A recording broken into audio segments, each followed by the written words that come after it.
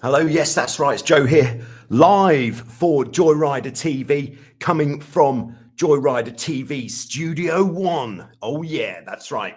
We're of course here for some live Q&A. So if you've got any burning questions regarding your catamaran sailing or anything else, then do feel free to fire away in the live chat.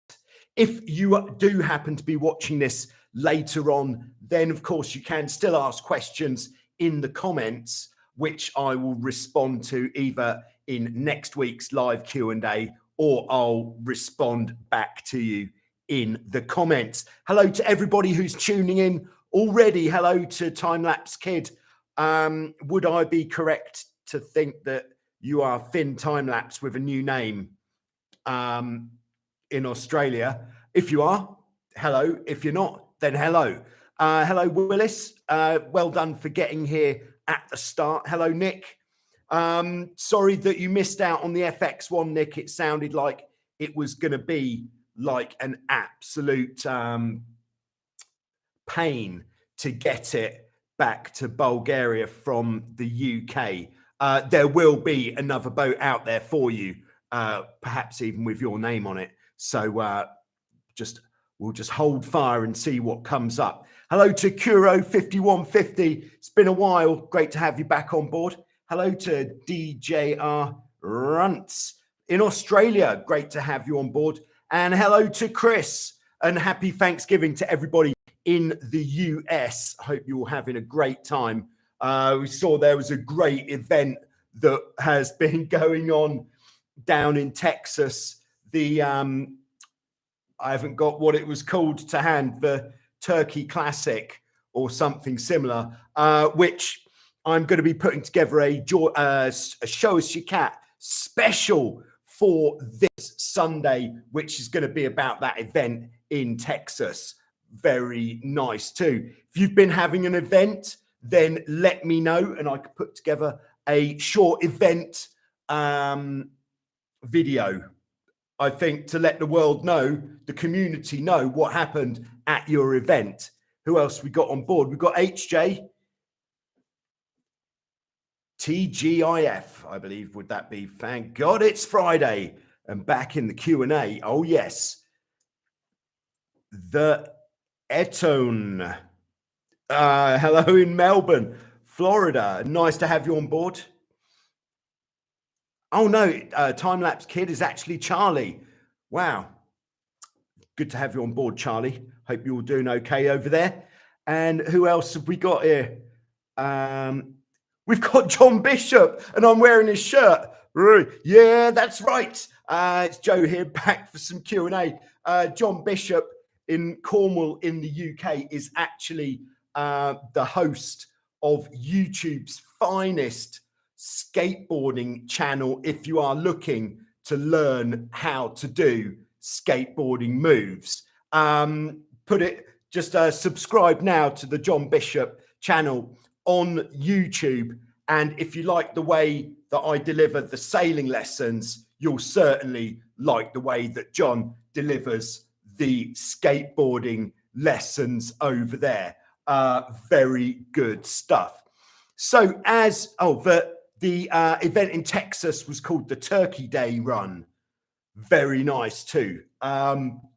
So as always, I've got some preloaded questions just to get us started. So I thought I might start with a preloaded question. So, and the first preloaded question, this has come from Kane, who's in Adelaide, Australia, who has a Hobie 16.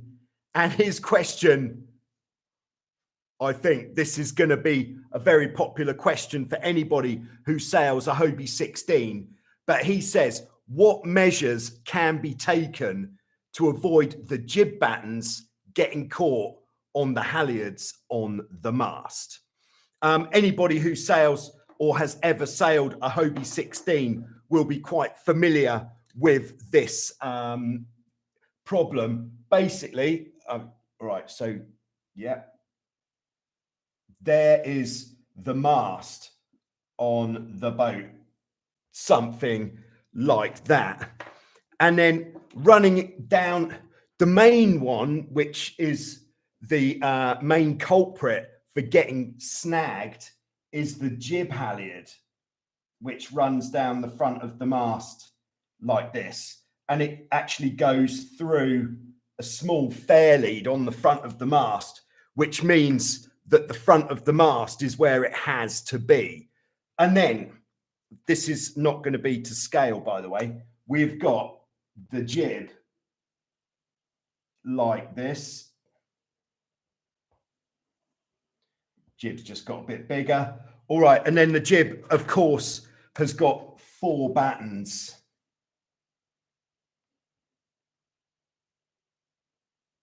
Like this. But in the real world, the jib actually overlaps the mast very slightly. I've just drawn it like this so that we can see everything.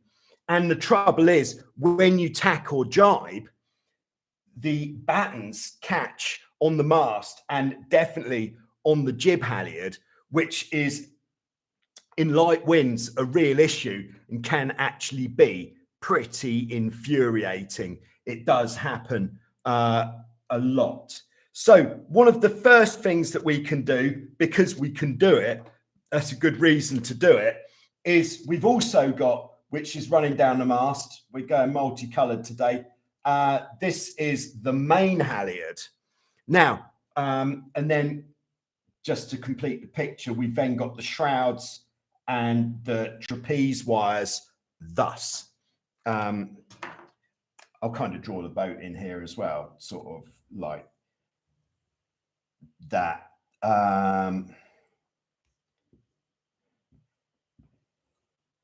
There we go. So what we can do immediately, once we've pulled the mainsail up on the boat, in fact, I'm not going to rub that out, is we can reroute the main halyard. So we can take it, so it's not going in front, but we put it behind the trapeze wires, behind the shroud, and that will just encourage it to stay to the side of the mast rather than towards the front of the mast, where it's going to add to that problem which already exists. So that is phase 1. Phase 2, what we can do is, we can see on this very accurate drawing, what we have a lot of the time, especially with older 16s or older jibs, is you might have a bit of batten sticking out behind the leech of the sail. Let's do an extreme close-up. There's the leech of the sail. There's a hole in it, which is where you tie the jib batten in, and then a hole in the jib batten for your batten tie cord to go through. And this is how the jibs were up until, in Europe anyway, I think it was up until about 2008, something like that. And then since 2008, the jib batten technology has changed to this, where the batten doesn't stick out at all, because what there actually is a piece of a webbing flap that lives inside the pocket and then gets secured inside there with some Velcro. Very clever stuff. And what that means is we've removed one of the major culprits of something that is going to get caught. If you don't have this system on the boat, it is worth considering, if you've got an older jib with this method, with the eyelet, it is worth considering taking it to a sailmaker if the jib is in very good condition and you're not thinking of replacing it anytime soon. But take the jib to a sailmaker and see if they can fit this internal Velcro system. If there's someone at your club who has got a jib with this system, maybe take some photos of it. Or otherwise, I could probably, actually in my batten video, I think that does actually show this Velcro system in there. and get your jib fitted with a Velcro system, especially, I know this has come from Kane, who's in Australia, so he is obviously going to be wanting to go sailing tomorrow. But if you are out of season, then it is one of those jobs which could make a difference for next year. So if you are stuck with this system and there's not much you can do, then the one thing that you can do is cut your jib batten down as short as possible. Now, of course, once you've cut the jib batten down, there's no turning back.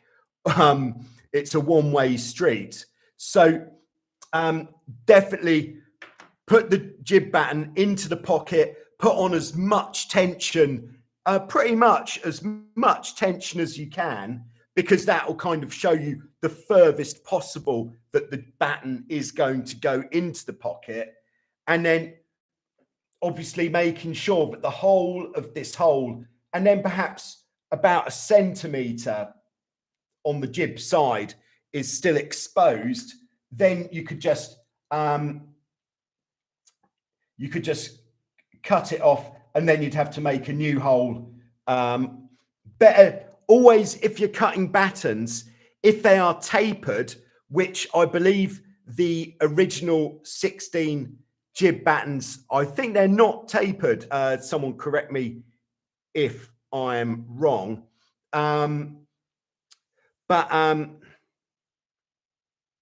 Okay, Willis, I've got you. This picture I drew down here, you can't even see. I'm keeping that secret. There's not much to see there, to be honest. All right, I'll draw a little. So that is as far as I'm allowed to go. All right. Tapered jib battens. So if your battens are tapered, which means we've got a fat end and a thin end. So a tapered batten would be, rather than just being flat like that, the outside end would be slightly flatter, and then the inside end, sorry, it's not a straight line, would be slightly narrower. So what that means, the reason a batten would be tapered is because the thinner part of the batten, we're going off track a little bit here, I know, the thinner part of the batten is going to be able to bend more, which is going to put your center of effort. So when that's bent, it will be, your center of effort is going to be further forwards, because the thin part is going to bend the most, and then the fat part is going to bend the least, which is what we want. We want that center of effort further forwards, which is why the battens will be tapered with the thin edge at the front. Now, it's the tapered part of the batten which is important for it to be the right thickness. So we'll always cut the batten from the back edge here, and not the front edge, because we don't want to change the characteristics of that taper. But chopping a bit off the back, no problem. We'll just have to make a new hole for the string that ties the batten in.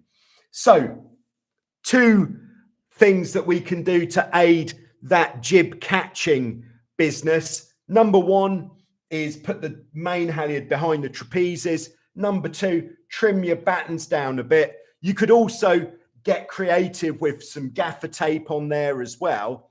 And then step number 3, if you are sailing in light winds, every time you tack or jibe, if the wind is light and you know the batten's going to get stuck, is you can just grab the bottom or the second batten and physically push that batten forwards, and pushing that batten forwards is going to push the whole leech of the sail forwards, which means it's going to go through very nicely and no more catchy batten. But you do have to do it every time. It is just one of those things that you do have to do. So there you go, Kane. I hope that is in some way helpful, and there's something there that you haven't already done on your boat. So, yeah, good luck with that. I hope you do get out this weekend. Nice. All right. So, Curio 5150 has announced we finally pulled the trigger on the Wildcat. Now, I just need to get in shape for next season. Any advice how to get in shape for next season? I would just say, don't take your foot off the gas because it's the winter. It's very easy to do, is just to get a little bit too comfortable in the winter and not do as much stuff outdoors or something that keeps the blood moving on a regular basis. What I like to do personally is whenever it's not raining, if there's not decent conditions for getting out on the water, I'll go out on my bike. I do a lot of biking in the winter. And then if it isn't good weather for going out on the bike, I'll do something in the house, just like half an hour of fairly frantic exercise every day. Just something that raises the, raises the pulse, gets you out of breath a bit, and makes you feel a bit hot. And by doing that every day, it means that next time you come to go sailing, you won't feel about 10 years older and unable to do it. And it actually works the same for me on the bike. If I bike every day, biking gets easier, even up some of these Greek hills. But if I leave it for a week, the next time I go out, it does seem like a bit more of an effort.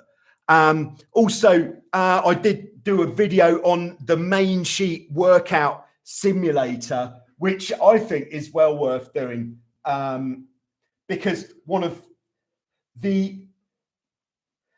I think the two major kind of strenuous acts of the catamaran sailor is, one is sheeting in the main, and number two is getting out on the trapeze. So doing some flexibility kind of stuff so that you can move in and out on the trapeze quite easily. And then the main sheet simulator, which I made before, and just try to remember how I did it.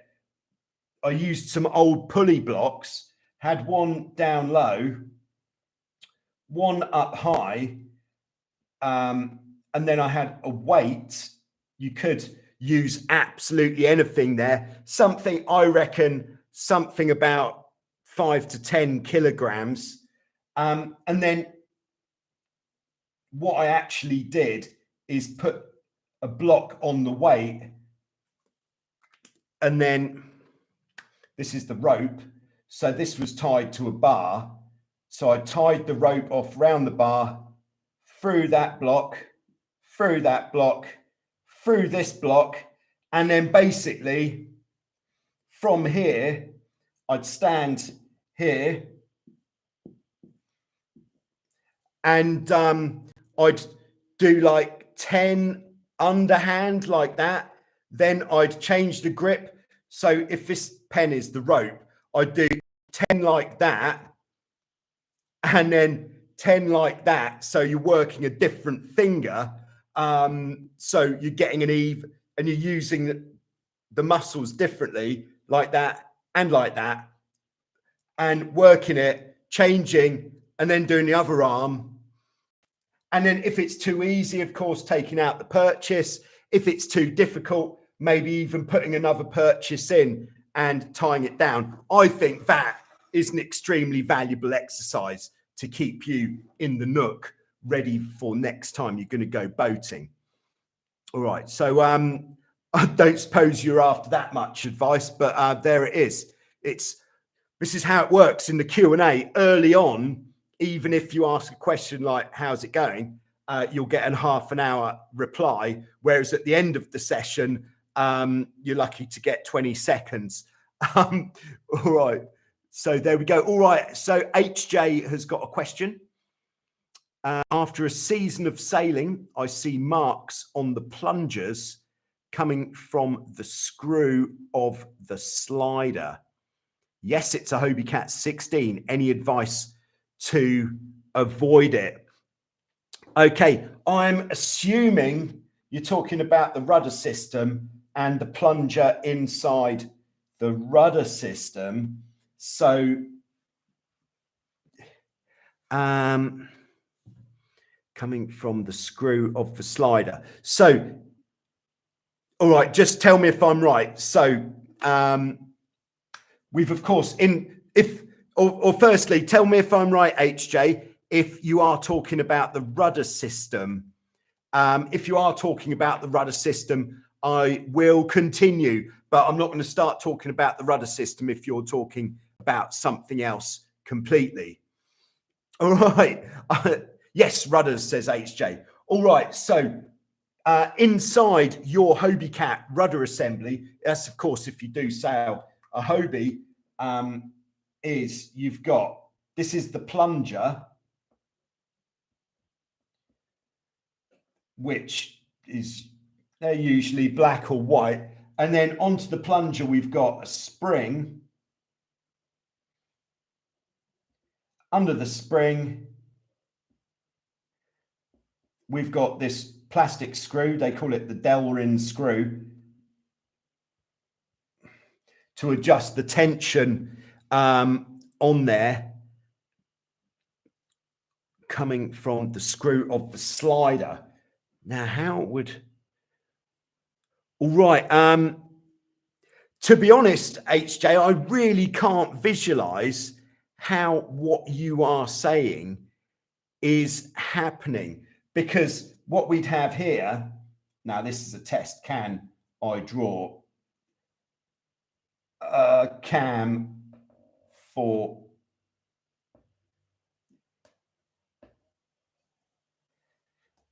that's not exactly what the cam looks like.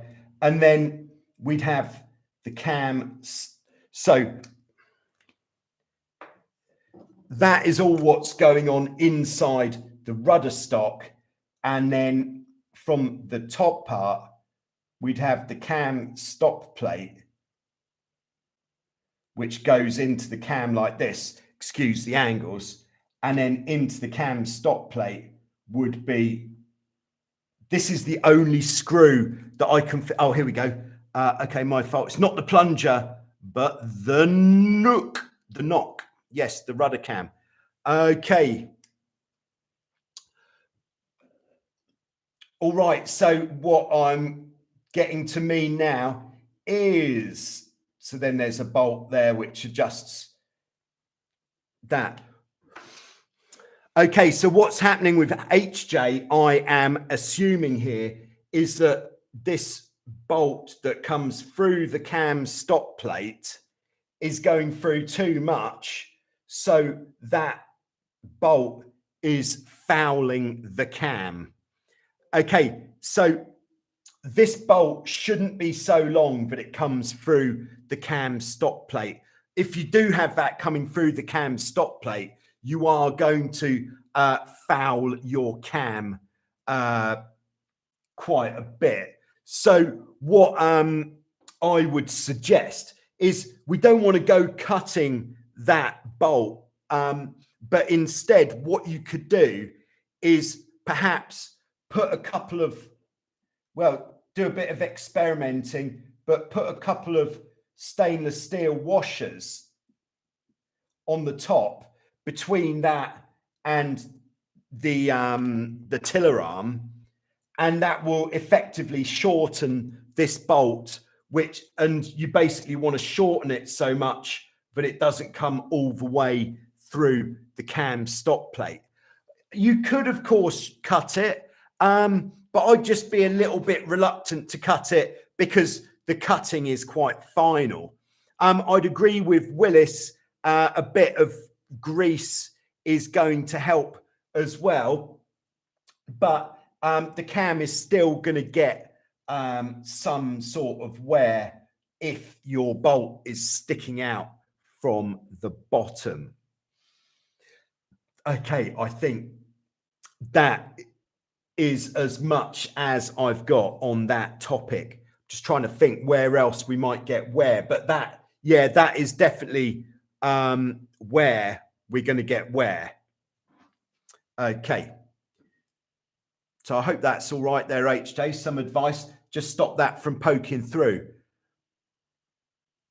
All right. Did we say yet hello to Rodrigo? Hi, Rodrigo. Rodrigo's just entered, by the way, the speed stick competition on his Hobie 16 sailing in Brazil with a speed of 22.1 knots.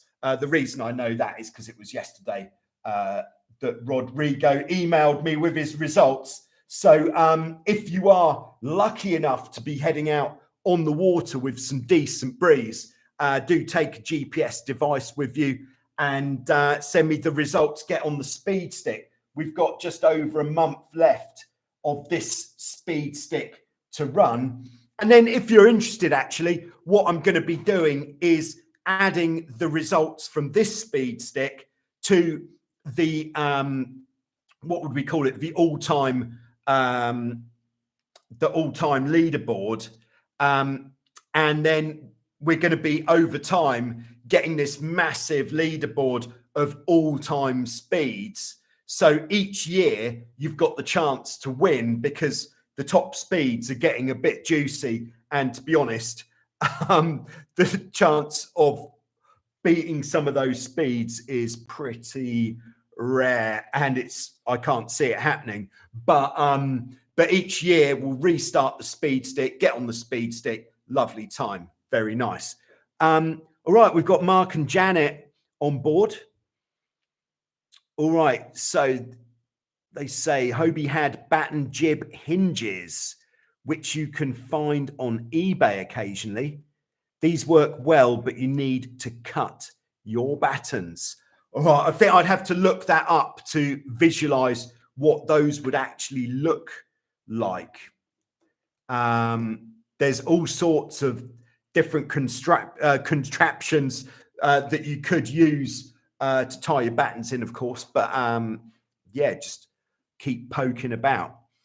All right, so Charlie says, we have a storm in the UK tonight and tomorrow. Yeah, I heard that it's getting a bit fierce back in the UK at the moment with the wind, especially up in the north. They've given it a red warning, which that must be pretty juicy. It's pretty juicy here at the moment as well. We've actually got the only wind direction that works here in the winter is southwest, and today was southwest, unfortunately just not quite enough. And then over the weekend and Monday, it's forecast for quite a lot of southwest. So I am actually going to be going out on the water, either on the kite or the windsurf board. Very exciting. All right. So we've got Cebu on board. Thomas, how you doing? Greetings, all sailors from Germany. Nice. All right. So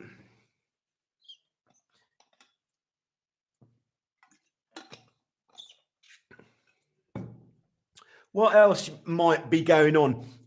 Yeah, you may have noticed if you've been over and had a look at Joyrider TV of late, well, today anyway, I've just finished putting together a video which might not be appropriate for a lot of you guys who are watching this one, but it's about if you haven't sailed before or if you've done a very small amount of sailing. So it's definitely a beginner level video, or if you've only sailed monohulls before, then I've put a video together of what are the considerations for learning to catamaran sail from scratch, and what safety considerations, what should the location be like, what are the best types of boat to choose if you had the choice, what are the best methods of learning. I think it's going to be quite a good video. At the moment, I've got that scheduled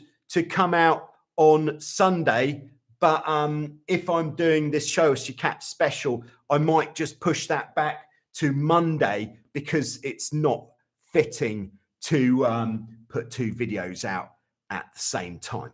So there we go. Okay, Nick says, so maybe we should expect a kite or windsurfing video soon. Yeah, I'm thinking that it might be quite cool on the kite, because you may have seen the telemetry that I've been putting on the videos from Telemetry Overlay. They actually have one of the gauges that you can put on the videos is altitude, which on a catamaran, the altitude of flying the hull doesn't really get very interesting to have that overlaid on the video. But on the kite, where we're doing big jumps, it would be very interesting, of course, to see what sort of height we are getting there. And then it also does, I believe, the G-force as well. So I think in some of the rotational maneuvers, that might be quite interesting. All right, we've got Dries on board. He's in Belgium, and he says, we have rain in the north, snow in the south, no wind, and temperatures around 5 degrees. Clubs have just closed in November, and it's already starting to ache to get back on the water. Oh man, this is sounding like a long winter ahead. Hopefully you've got something else to keep you entertained over the winter months, some sort of land-based sport perhaps. Yeah, sorry to hear that, man. I was actually planning a trip to Belgium at some point, but it sounds like I've missed the boat on that now, because if all the clubs are closing because it's too cold. Yeah, I was going to come and see Laurent, who is the guy who imports the Goodall design boats, and have a little tour of the factory there and everything. But once again, I've missed the boat. At this stage in the game, let's go on to our next preloaded question. So we're just taking a look. We've got a preloaded question from Joaquin. I don't know where he is, but he says, I wonder if you have any info about an up and down system for the daggerboard. I would like to set it up on my F18. Some of you may be thinking, what on earth is he talking about? Well, here we are. We are about to have a look at an up and down system on an F18. Right, we're going to draw the hull, or the section of the hull. Nice, yes. All right, this is the hull. That's a good start. So next, we have the daggerboard.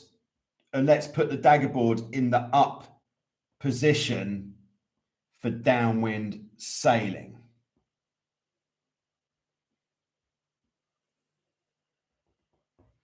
Something like that. So the traditional method of raising and lowering the daggerboard on an F18, in fact, you'd have a little rope on the top here. To put the daggerboard down, this is going to stay the same. Putting the daggerboard down, you put your hand, sometimes even your foot, on top of the daggerboard if you happen to be standing, and you just push it down. And then inside the hull, there are some friction pads which grip the daggerboard just enough to put enough friction on so it won't move up and down unless you physically pull it up or down. So down would be with the hand or the foot, then up traditionally would be by pulling this bit of rope upwards. Okay, so the kind of automatic put the daggerboard up and down system, as I've said, down is going to remain the same, but it's the up which is interesting. So what we have to do is we have to firstly decide where the up position is, and then just a little bit lower down the board. I would say probably about 1 centimeter or 2 lower down than what your maximum up is, because you can choose not to raise it quite as much, we're going to drill, I would say, maybe 2 small holes in the dagger board. There are many ways that you could do this, but very slowly and delicately, right in the middle of the board, drill either 1 or 2 holes. I'll explain why I've said 2. And then what we want to do is pass a rope through these holes. Now, the reason I said 2 is because by doing 2, now how can we draw this? If we draw the dagger board from the top, can we see that all right? Yes, we can. The rope is going to be in green. By doing 2 holes, we can actually put this rope, a much thinner rope, like a piece of 2 mil, maybe, yeah, something like 2 mil Dyneema, and we can tie that in a loop, and that loop being long enough to come above the top of the hull when we've got the dagger board up to the correct amount.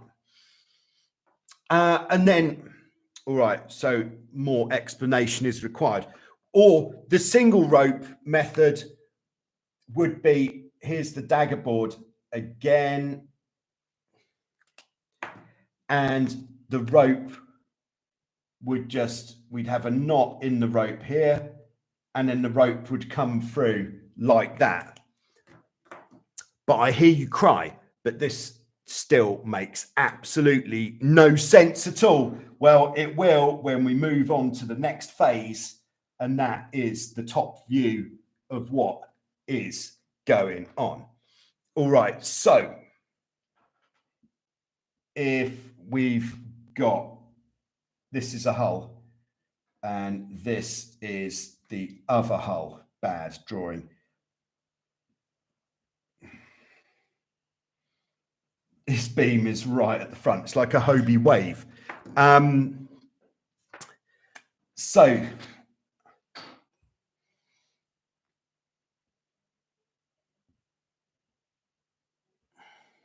there's the dagger board. And then what we'd have is on the inside of the dagger board case at the top, we just want to put something there which is quite hard. Like I think on the boats which actually have this done in the factory, they'll have like a stainless steel fitting. Just actually, this hull's a bit bigger. So dagger board, stainless steel fitting there. So that then what we're going to have is this. If we talk single rope, the rope is going to come through the dagger boards and then run over this stainless steel plate. And then you'll actually have that rope going across the boat somewhere, maybe so tied to the shroud perhaps. And then what this means is when the, can we draw over here? Yes, we can. All right, need the red one for the dagger board. I hope this isn't as confusing as I think it might be, but oh, we've got one from John and Linda there. The hull should remain inside the hull when the board is down. Of course it should, because if the hull is outside the hull, it'll be dragging in the water. That's a key point there, John. Thank you very much for that one.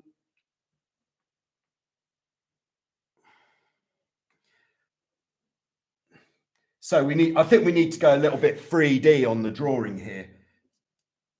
So let's go inside the hull. So the hull is here. Inside the hull, this is the rope coming out. So this is the bottom of the hull. The rope coming out, and then that rope is going to go up over the edge and then across the boat like this. So when we pull that rope, the dagger board, as if by magic, is going to come up. But as John says, we need to make sure that when the daggerboard is all the way down, right, I've got a handful of pens, you may see here. This is how it is to be in the art department today. Here's the hull again. So if we draw the daggerboard all the way down, so we just have a little bit sticking out.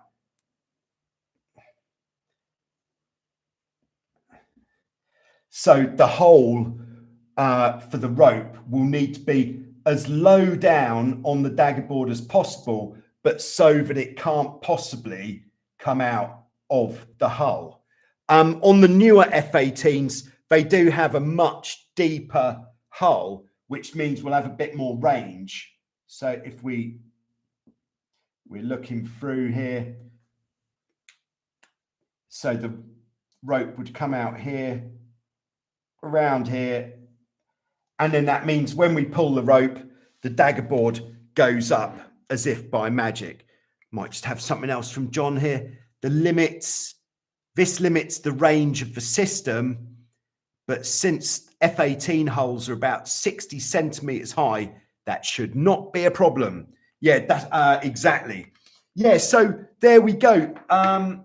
That is how the system works. I hope these drawings kind of give you an idea of what we're looking for there. But the way that I would go about it if I was going to fit this myself is I'd put the daggerboard in the hull with the boat on its side, so that we can put the daggerboard all the way in, or perhaps on the trailer if it's tall enough.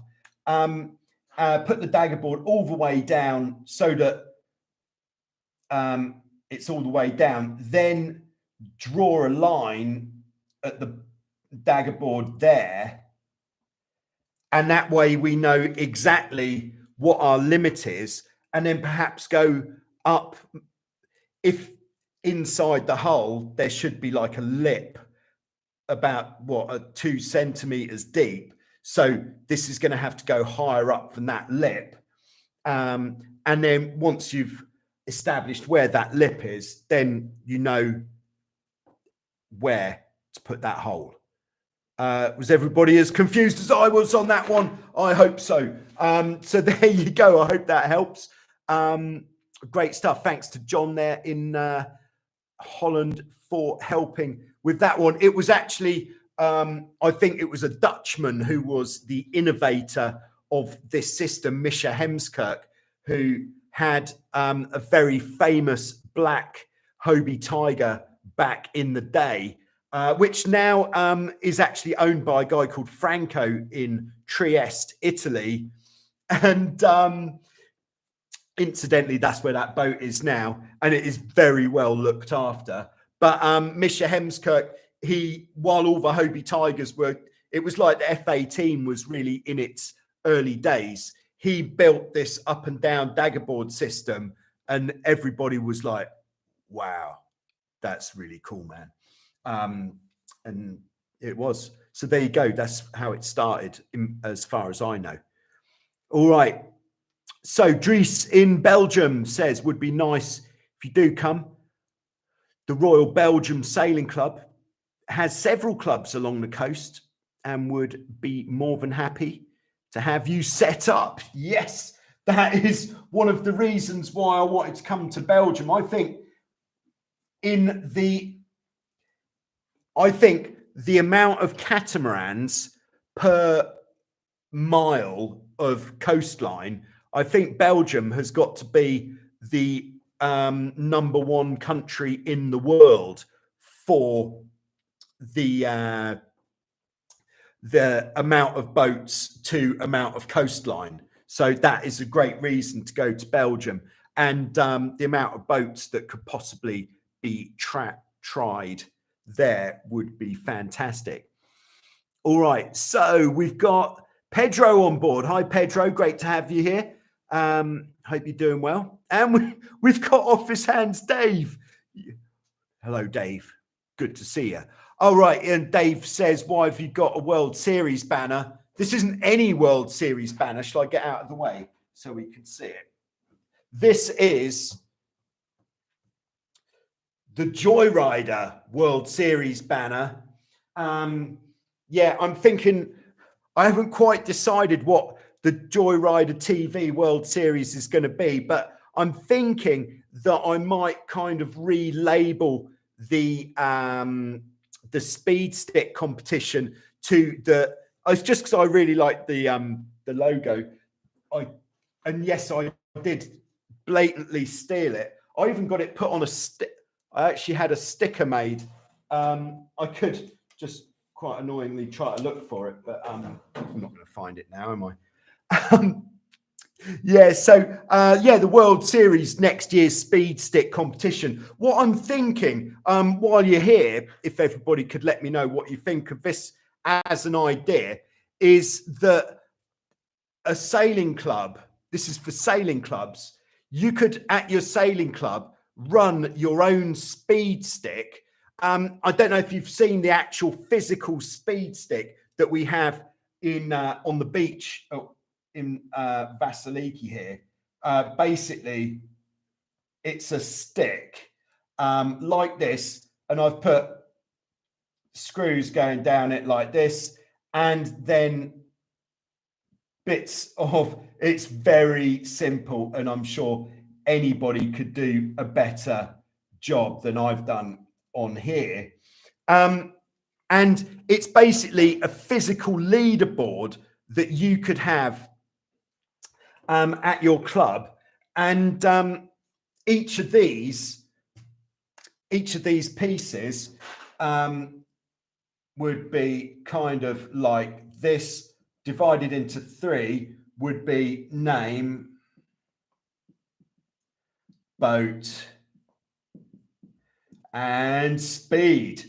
And then, so as somebody beats somebody else's speed, your little plaque goes up the leaderboard and theirs goes down, and so on. And it makes for quite an interesting different focus at your sailing club.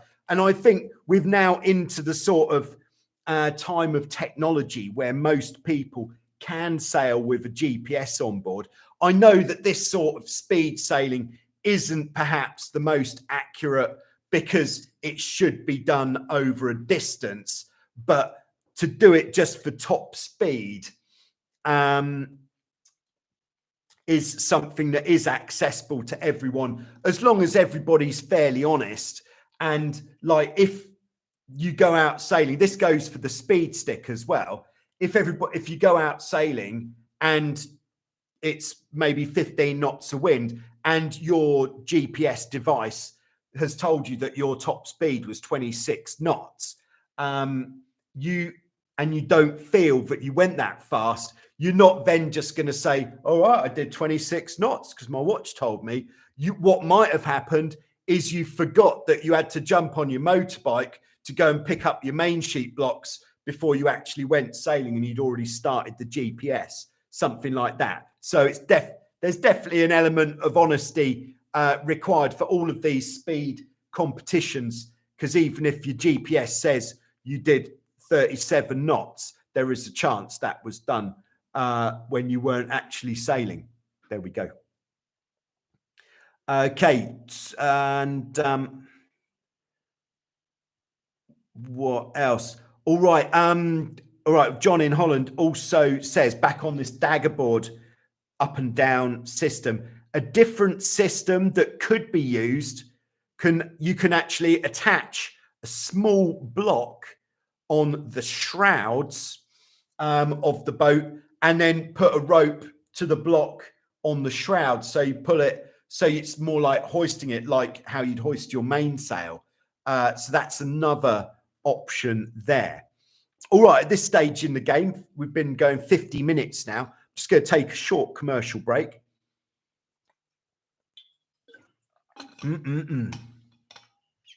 Very good. If you are thinking of doing any Christmas shopping, by the way, at totaljoyrider.com, I would suggest trying to get it done in the next week or so to make sure it does get to you in time for the big day. All right. So Office Hands Dave says, I'm in a sailing club of 1. Well, I think you should be doing pretty well then to secure that top spot on your own personal leaderboard. Yeah, so with this leaderboard, the World Series, right, yeah, it's happening now,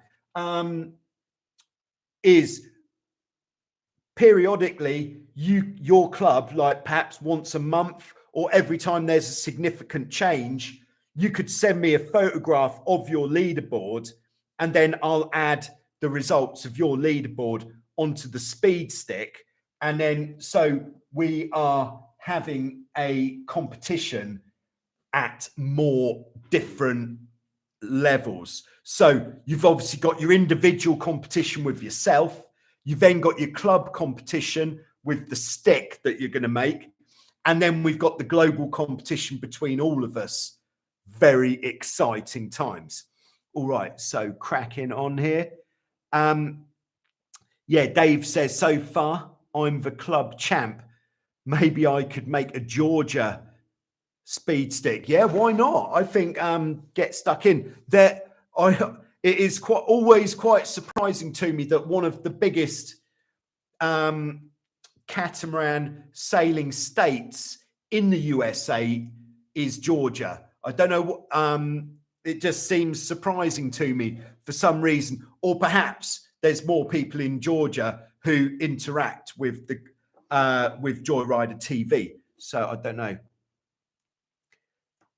Okay, Willis says, reminds me, do you have a recommendation for waterproof emergency radio, hopefully with a GPS function that may need it? No, I haven't got a specific recommendation at this time. I'd have to do some research.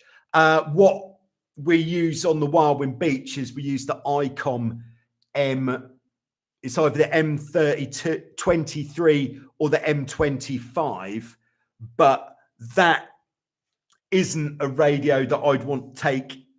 It would be good to take out on a catamaran, but I'm sure there's something more compact that would work well. All right. E1K, hello from France. Great to have you on board. We've got Wood 879 in Australia. Thanks for in Austria. Sorry, yeah, I thought it's probably getting quite late now in Australia, so Austria far more sensible place to be coming from at this time of night. Thanks for tuning in. All right, so Dave says I have to go and buy a Zest for the World Series. Oh yes, very nice. Okay, so let's crack on to our next preloaded question. And this one is coming from Greg in Northern Michigan, which I believe is in the USA. He says, with all your discussion in the last couple of weeks about traveler positioning, what about the position of the jib cars? All right. Boom. Jib cars. Great question. Okay, so let's get drawing, shall we? So on many types of boat, we have got adjustable jib travelers, which move the jib sheeting position in and out. So gonna draw 3 boats here. We're just keeping it fairly simple. Of course, the wind coming from the top of the board.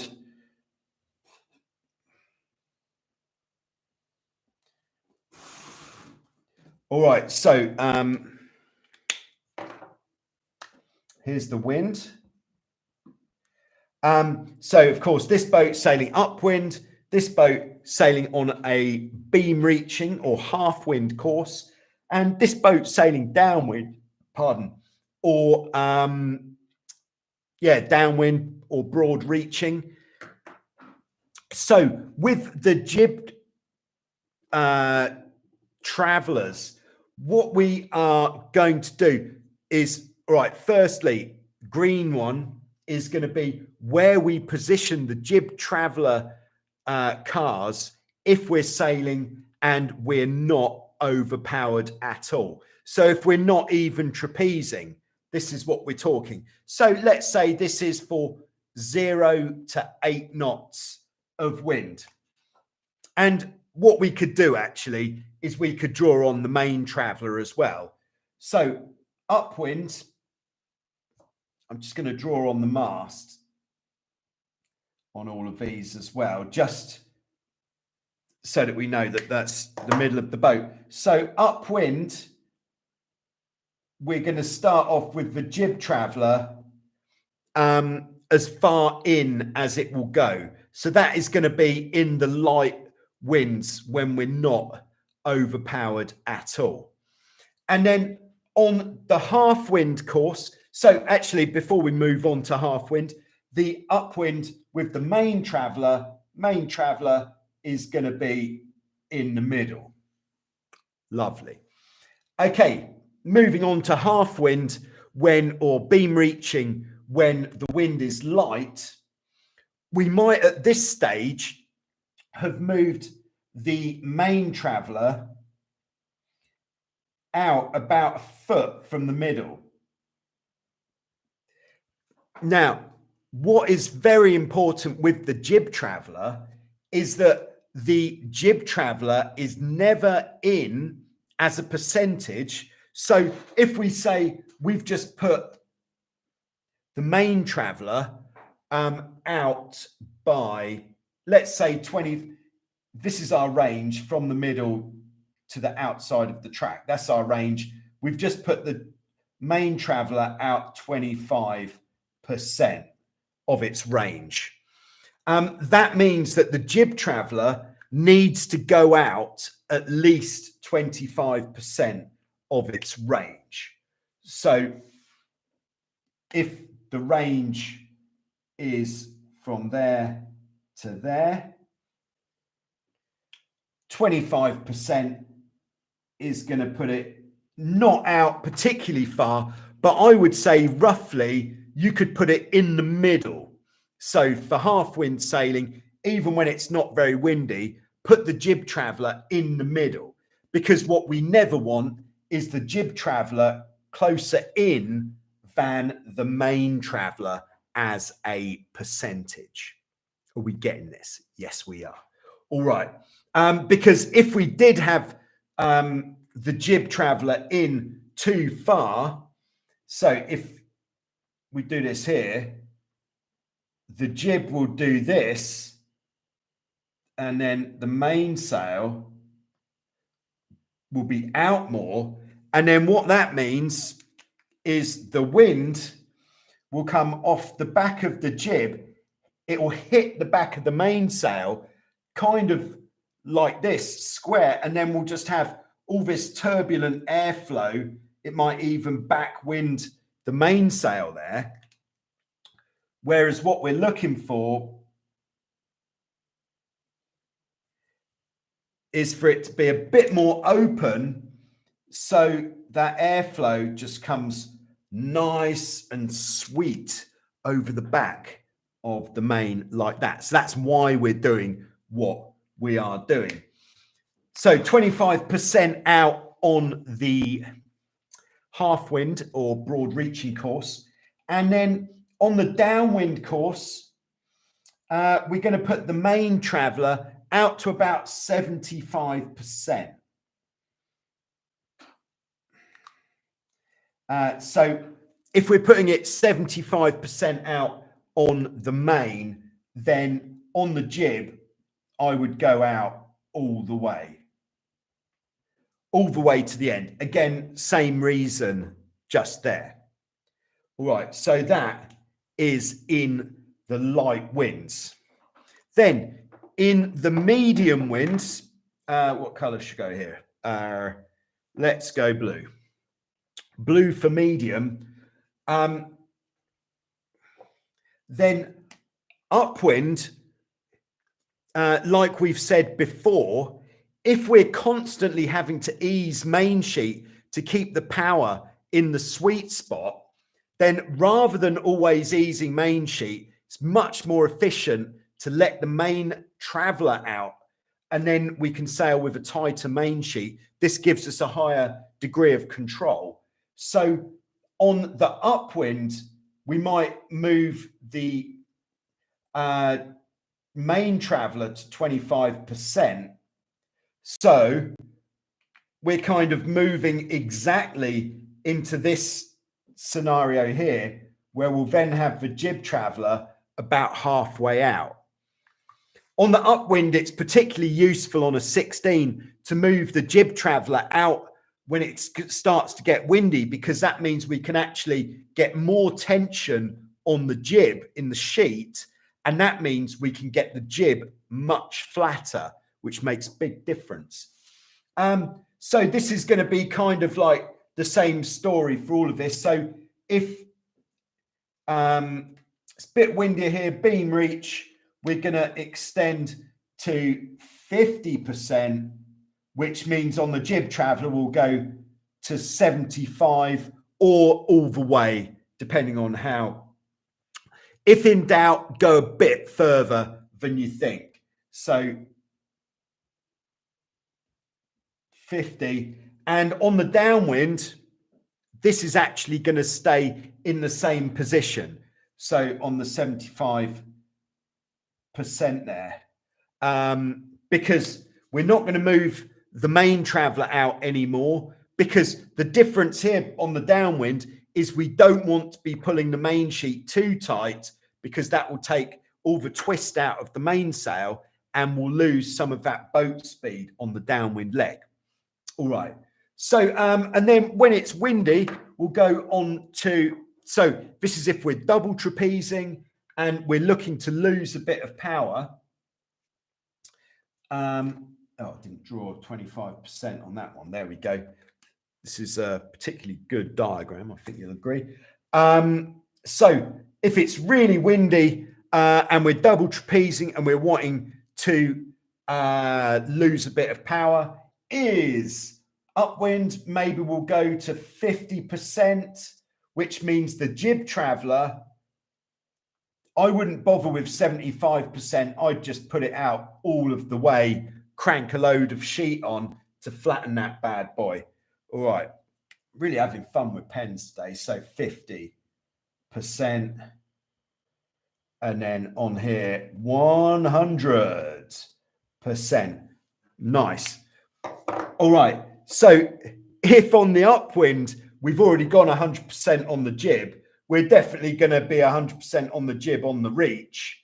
And then the main traveler definitely depends on how much power you want.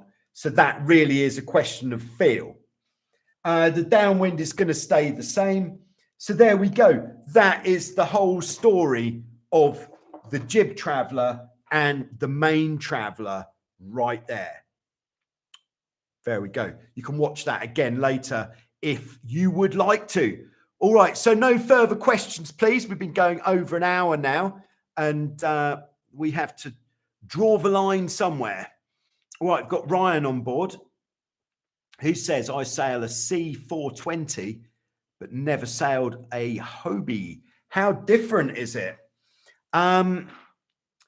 Now, is a C420 what we would just call a 420, a two-person monohull with a spinnaker and trapeze? Let me know, Ryan, and then I'll get back to you on there. We've also got John Claude on board. John Claude is on board, and he is tuning in from Trinidad in the Caribbean. Nice. We haven't heard that much from Trinidad as of late, so thanks for tuning in, John Claude. And Office Hands Dave, great slot management info. I always learn something from Sensei Joe-san. Yes. All right, so just the last thing we'll talk about then is the difference between a 420 and a Hobie. The difference is, I think we could just say significant. In many ways, the Hobie is easier to sail. In fact, there's a lot of this in the video that's just coming out on Sunday about learning how to sail a catamaran. Taking a pretty deep dive into everything about what you need to know before you start learning to sail a catamaran. But the main difference between monohull sailing and catamaran sailing is that there are techniques which are different because of the nature of the boats. Like on a monohull, generally speaking, you can tack the boat from a beam reach without necessarily using any technique at all, apart from pushing the tiller away and just waiting, and then the boat will start sailing forwards again when it's ready. Whereas on a catamaran, it definitely requires some technique. The other big difference on the catamaran is that it is, of course, much more stable in the light winds, which is a really good thing. You are a lot less likely to capsize in light winds on a catamaran. But then also on the catamaran, what was I going to say? It's clearly much faster, more fun. Oh, that's the one. When it gets windy, the thing that monohull sailors find intimidating about the catamaran is when you're going fast on a catamaran and you don't like it. If you're kind of thinking, "Ooh, this is getting a bit juicy. I'd like it to slow down, please," and you let the mainsail out, the hull might come down, but you're still going to be going very, very fast.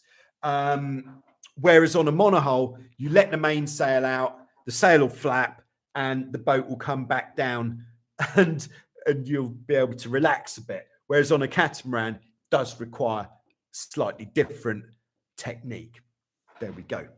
All right, we got Max on board, Lake Rosenheim, Germany.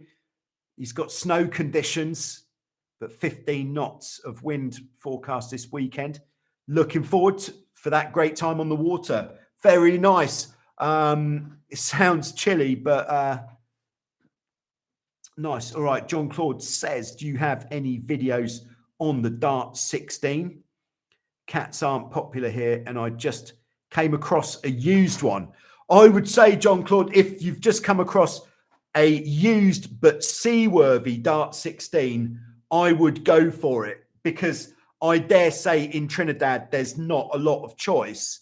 And if you've come across a boat which is already on the island, which you don't have to transport very much, being able to get out on any type of catamaran is better than not being able to get out. And the Dart 16 is a great boat. It's a very good boat. It's perhaps not quite as performance as the Hobie 16, but it's very well built. It's got the plastic hulls which last forever. Very simple, no boom. But I haven't done a video on the Dart 16 basically because I haven't got one.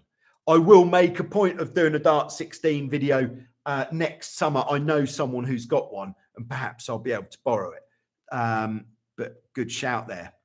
All right, and then Wood 879. I sail a Grabner Happy Cat. Can't wait to sail a real cat at Wild Winds next September. Cheers, David. Oh, David is your name. All right, nice one. Okay, so there we go. I think thus concludes today's Q&A. Hope everybody has got something out of that, even if it was just some sort of entertainment there. Jeremy says, will you ever sail a C420? No, it's pretty unlikely, actually, Jeremy. And then Dave, off his hands, Dave has said John Claude will be in the World Series real fast. Oh, yes. Yeah, so with the World Series, if you are thinking, I think this is what we're going to do. But of course, if nobody does it, then it's going to be a bit of a non-event. But if we get a load of clubs involved, I'll supply some flags like this one, perhaps some stickers that people can put on their boats, and then just to, you know, give it a little bit of a tickle, make it a bit more exciting. But I think the more that everybody, you know, already catamaran sailing is so much fun, but there's always a little bit more which can make it more fun, more interesting. And why not? All right. Yeah. As Willis said, please hit the like button before you log off. But thanks for tuning in. Before I see you the next time, just make sure to watch plenty of catamaran sailing videos on YouTube, and always press like and leave comments as well, because that's it's nice to know that you're there. And hello, Toot in Texas. Toot always appears at the end of the Q&A. This is something I've noticed. All right, so see you next week with some more of this. But before then, there'll be some more videos coming. So make sure you just turn them on and have them on repeat. That'd be great. Okay, thanks very much. See you soon. And goodbye. Thank you. Thank you. Thank you.